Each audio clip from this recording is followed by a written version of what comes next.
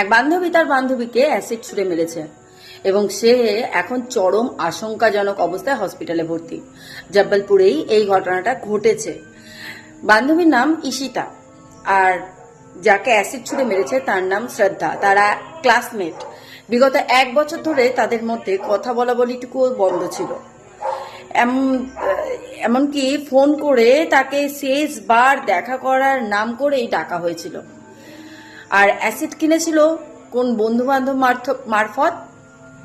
স্কুলের প্রজেক্টের নাম করে ভুয়ো পরিচয় দিয়ে অ্যাসিড কিনেছিল এবং সেই বান্ধবী শ্রদ্ধাকে বাড়ির থেকে ডেকে নিয়ে বাড়ির বাইরে বের করে নিয়ে তারপরে অ্যাসিড ছুঁড়ে মেরে পালিয়ে যায় এবং সেখান থেকে তার মা চিল্লামিল্লির শব্দ শুনে এসে শ্রদ্ধার মা যখন বাইরে এসে দেখে তার মেয়ে নিচে পড়ে ছটপট করছে আর দৌড়ে এগিয়ে গিয়ে দেখে যে সেখান থেকে ঈশিতা পালিয়ে যাচ্ছে।